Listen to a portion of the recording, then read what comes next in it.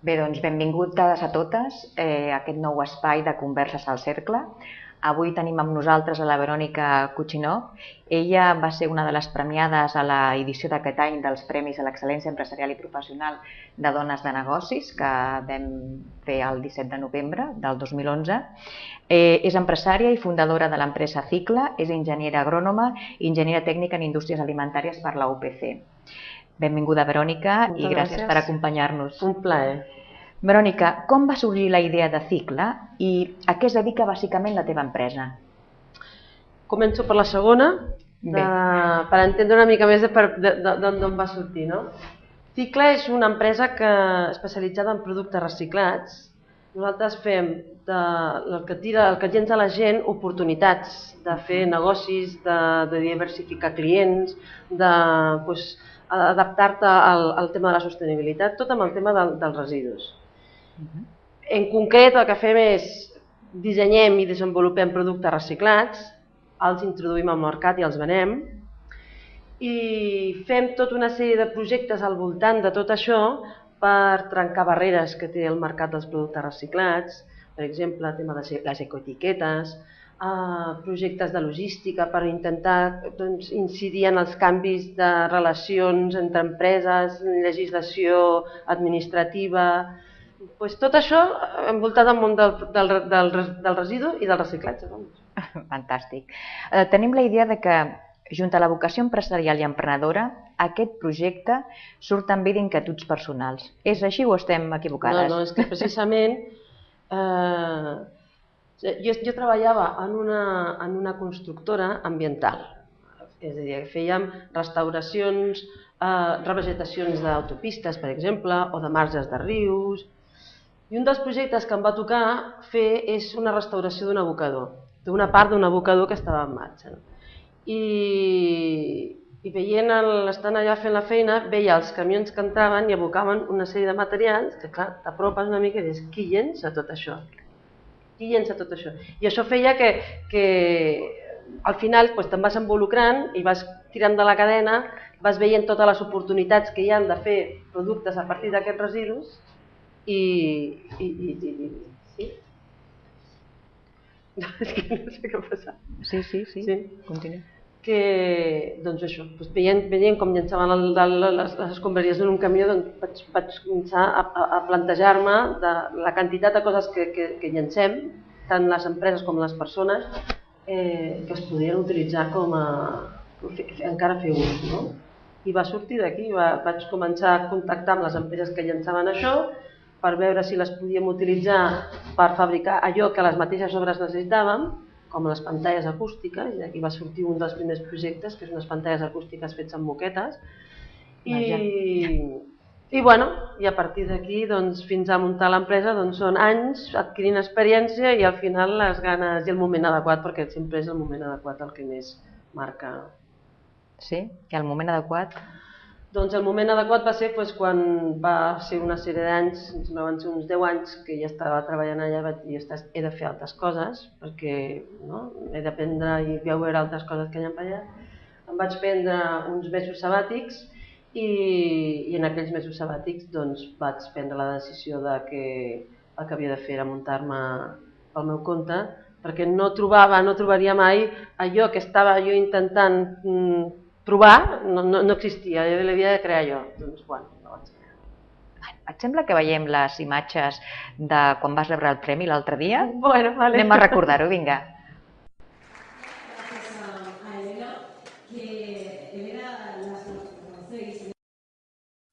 La economía se rige por cifras. En momentos de crisis económica, incluso podríamos añadir que lo hacemos de forma fría y despiadada. Es algo que nos vemos obligadas a aceptar en la mayoría de los casos. Nuestra siguiente galardonada es una mujer con una gran formación y una brillante trayectoria. Pero nosotras la premiamos porque nos enseña cómo se pueden afrontar las necesidades empresariales y desarrollar una actividad económica con éxito, sin por ello renunciar a las propias convicciones y a los intereses personales. Por su actividad como empresaria fundadora de Cicla Innovación con Productos Reciclados, premiamos a Verònica Kuchinov. Bueno, Moltíssimes gràcies al Cercle de Dones de Negoci, a totes les dones empresàries. Un premi sempre és com una enxuflada d'energia personal, però a més et dona aquesta energia suficient com per traslladar tots els valors que com a com diria jo, aquesta responsabilitat que tenim, no? Quan rebem un premi, de transportar-lo als altres, no només als que han participat també perquè puguem rebre aquest premi, sinó a tots els altres que estan lluitant i que potser es mereixerien el premi i no ho han tingut. Doncs per tots aquests, felicitats i moltes gràcies.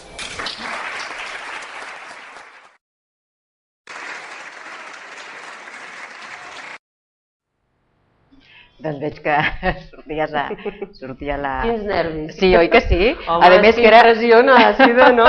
Sense saber-ho i tal. T'ho esperaves o què? No, ni molt menys. Jo sé que vaig presentar la candidatura i tal, però també era com una manera d'estar més vinculada al cercle, de participar, de fer que em coneixéssiu una mica més i tal, però ni molt menys esperava que aquest reconeixement, aquest premi, va ser una sorpresa molt bona. No, però merescut totalment. Veig que el teu comentari que vas fer quan vas pujar era amb un reconeixement global a moltes persones, no? Vull dir, creus que el sector, aquest tipus de projectes no són suficientment reconeguts? No és que no siguin reconeguts, sinó que hi ha molta gent que perquè jo hagi anat allà a recollir aquest premi, doncs m'ha influït, ha participat, ha col·laborat, ha fet que tot el que pugui fer jo sigui possible. I a tots aquests que, i no només els que involucro directament en el meu procés, sinó en qualsevol, en el teu segur que també et passa. Que fas coses perquè tens un col·laborador, un proveïdor que et possibilita fer allò. Que la idea és teva, però sense ell tampoc... És a dir, que són potes i estem intentant també incidir en aquesta forma nova de treballar, de considerar els proveïdors o els clients com a part del teu negoci, són part del teu negoci, però part de la família, deixa entrar el client a casa i tu fica't a casa del proveïdor, perquè en el fons sense una mà sense l'altra no podria fer-se. Sense un bon equip, no? I la cooperació de tots. I la confiança entre tots, i has de basar tot això en confiança i en equip. Exacte. Bé, doncs, Verònica, és compatible la lògica empresarial i el benefici amb aquesta preocupació de sostenibilitat? És compatible? I tant. No només és compatible, sinó que en molts casos és econòmicament més avantatjós que no fer-ho. I més si tot va cap a on sembla que està anant tot, en el que el preu de l'energia no serà el que tindrem ara, el valor de les coses no es valorarà només pel que costa, sinó pel que el seu valor real. No pot ser que en un supermercat tinguem una pera de Lleida que costa 5 i una pera que ve de Tailàndia i que costa 2. No pot ser. O que anem a comprar un radiocasset i aquest radiocasset ens costi 2 euros o 12 euros. Com és possible que això costi 12 euros?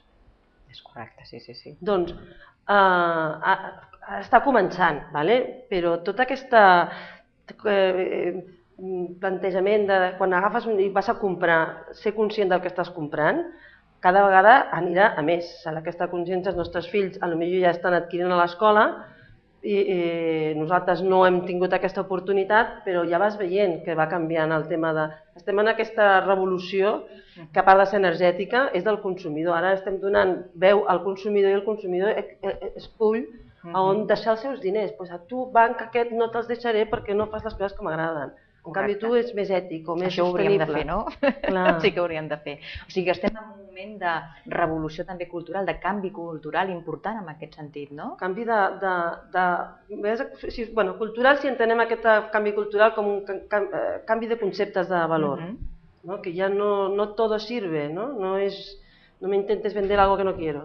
Una mica en aquest sentit. Correcte. Com podem, d'alguna manera, aunar aquests criteris que comentes de lògica empresarial i sostenibilitat a les nostres empreses? Dóna'ns alguns exemples, algunes orientacions. Sempre està el tema de treballar en local. que és una cosa que ara estem abogant bastant, de dir, tu mires en global, o sigui, el teu objectiu, el teu mercat és global, però intenta treballar en local. És a dir, si necessites un proveïdor de material, que sigui el més a prop teu, perquè és el que parla amb el teu idioma, el que t'entén millor, el que en un cop de moto estàs, o cotxe. I també amb això per una banda, el tema local, i en el concepte de mirar exactament què estem oferint i si el que estem oferint li podem donar un valor afegit que no sigui només el de la prestació del servei tal qual. O sigui, tu pots vendre una llibreta que et servirà per escriure, però si a més aquella llibreta tu li has afegit un valor, que dius, no he agafat el paper de qualsevol lloc, sinó l'he comprat certificat en aquesta empresa que treu el paper d'un bosc que va replantant i el muntatge d'aquest radiocasset o d'aquesta màquina, aquest vídeo, la càmera de vídeo, no està muntada, jo garanteixo que no està muntada per nens, o aquest tipus de coses, com a empreses que oferim uns serveis, uns productes, hem de garantir-los als nostres clients. Ara, per garantir-lo, s'ha de comunicar d'una manera molt directa i que arribi a tothom. Aleshores, això implica també organitzar els processos de màrqueting, de comunicació. Canviar una mica millor el llenguatge i afegir un punt més en els teus valors com a servei o com a producte, utilitzar-los. Hi ha coses, ara estem treballant amb diverses empreses en les quals no els estem desenvolupant cap mena de producte ni de procés nou.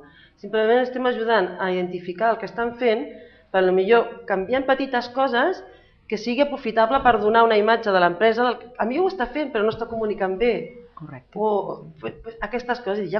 Si no ho fas, fes-ho, perquè a mi són coses petites que les pots fer i no costen gaire, i si ho fas, sobretot, digue-ho. Perquè sobretot les empreses que tenen, totes les empreses tenen, però sobretot les de gran consum, que arriben a gran consumidor, tenen aquesta responsabilitat precisament perquè arriben a tants. Doncs si ho fan, són com un mirall en el qual veure, i dir, ostres, si aquests ho fan jo també, i vas cancant els missatgets aquests i fan que contribueixin a tota aquesta generació que no hem anat al col·le i ens han ensenyat, que s'empapi per la societat. Molt bé. Doncs si et sembla, farem un petit descans, donarem pas a la publicitat i tornem de seguida. Endavant. En momentos como este, entiendo a mi padre cuando quería pasar más tiempo conmigo. En La Caixa seguimos creyendo que estar a tu lado nos llevará muy lejos. Ayer, hoy y siempre. Nuestros valores no cambian. La Caixa, tú eres la estrella. Només per això o per més coses? Bé, ja hem tornat molt ràpid, això. Ens heu enxampat tranquil·lament d'altres coses. Bueno, Verònica, explica'ns una miqueta. Jo sé que tu has tingut més premis i més mencions, més reconeixements empresarials. Explica'ns quins. Doncs des del moment que treballem amb residus i amb el disseny com a eina d'innovació, les dues coses juntes han resultat com una bomba, i ens han premiat per aquesta banda, pel tema del disseny, pel reciclatge, en els productes dels dos productes que hem desenvolupat, els dos primers propis. Nosaltres fem producte també per tercers i millores de productes existents, però els dos primers productes que hem fet nosaltres per nosaltres, doncs hem rebut els premis per aquests productes. I un d'ells ha rebut el premi al millor producte europeu de plàstic reciclat. Déu-n'hi-do. Sí, cosa que sempre alegra tant. Oi que sí? Això motiva a continuar endavant. Motiva molt, perquè el camí és tediós, és a dir, tediós, fatigós. Et sents com un peix, com un salmó, a contracorrent tot el dia, intentant canviar, i con la bandera del reciclaje, de la sostenibilitat i tal, que tothom és palmadit a l'espalda, però després costa molt que la gent ho implanti. Tu és divertido, és muy bonito, que razón tienes, però d'aquestes paraules al fet, doncs hi ha tot un camí que és molt esgotador. I sempre quan rebes un premi d'aquest dius, ostres, que bé, no? Que bé, sí. És que hem de fer aquest canvi que comentàvem abans. una mica cultural potser, i també de conscienciació i de coneixement, d'informació, que a vegades falta molta informació per posar en pràctica aquests plantejaments. Ens passa molt això. Sí. Explica'ns doncs quins són els teus projectes de futur. Ja ens has parlat una miqueta, però concreta'ns una miqueta. Cap a on aneu? Ara estem en un procés d'exportar els productes que tenim en l'entorn dels països veïns europeus. Estem internalitzant no només amb la venda de productes, sinó també en els projectes com a consultoria en temes de reciclatge i nova gestió de residus, i estem participant ja fa un parell d'anys en temes de projectes europeus de recerca. Jo havia estat bastants anys d'avaluadora, d'expert extern, avaluant projectes europeus, i des de fa un parell d'anys vaig dir que ja estava, que tot el que fèiem donava voltes a moltes coses que es presentaven a perds els complexes i estem allà. I bàsicament són aquests, és anar a fer el que estem fent, però més gran per tenir aquesta més capacitat que ens conegin més gent en més sectors per influir en tot això que estem dient, que sigui més efectiu. Aquests dies es parla de la Cumbre de Durban. Tu consideres que és un fracàs? Per part com a espècie humana sí, perquè em sembla com bastant sorprenent que no ens puguem entendre en una cosa que ens afecta a tots per igual, tant si estàs desenvolupat com si no, si estàs més o menys industrialitzat o tens una economia més dependent del petroli o no. I és com a espècie humana que no ens posem d'acord, i això a mi sempre em sorprèn que predominin aquestes diferències polítiques, com que en algun altre moment de la història han sigut religioses o han sigut per altres coses que són de bé comú per tots. Sembla mentida, i per això és un fracàs com a espècie humana. Molt bé, Verònica. Doncs abans de finalitzar, vols afegir alguna cosa en concret? Ens hem deixat algun... No, només que els que no siguin del cercle i que vulguin apropar-se, els animo a fer-ho, perquè ha sigut un plaer haver-ho descobert, haver-ho participat, i espero estar amb vosaltres tot el temps que em deixeu. El que tu vulguis, Verònica. Doncs moltes gràcies per acompanyar-nos avui. Esperem que ho facis en un proper programa. I a totes vosaltres, fins la propera, continueu aquí. I ja sabeu que ens podeu enviar qualsevol suggeriment a l'email circulo@mujeresdenegocios.net.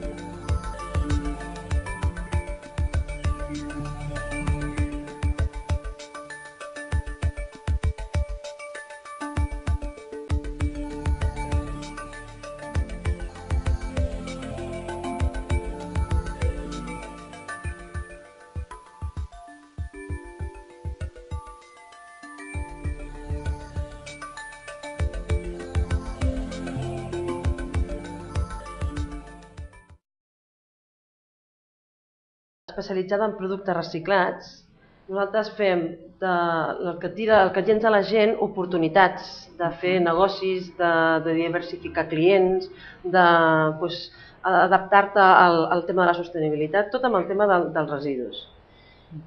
En concret, el que fem és dissenyem i desenvolupem productes reciclats, els introduïm al mercat i els venem, i fem tota una sèrie de projectes al voltant. El 17 de novembre del 2011.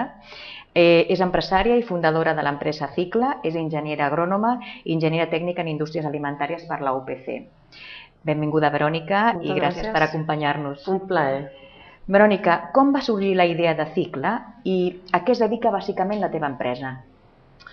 Començo per la segona, per entendre una mica més d'on va sortir. Cicla és una empresa que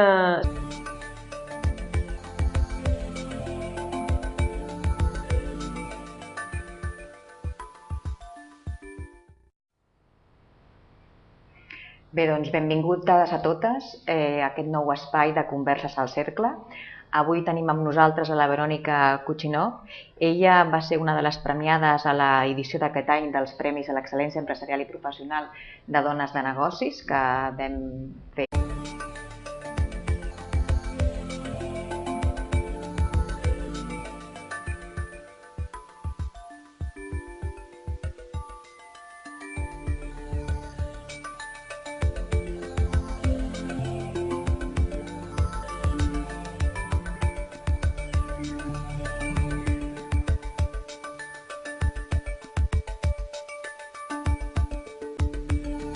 De tot això per trencar barreres que té el mercat dels productes reciclats, per exemple, el tema de les ecoetiquetes, projectes de logística per intentar incidir en els canvis de relacions entre empreses, legislació administrativa, tot això envoltat al món del residu i del reciclatge.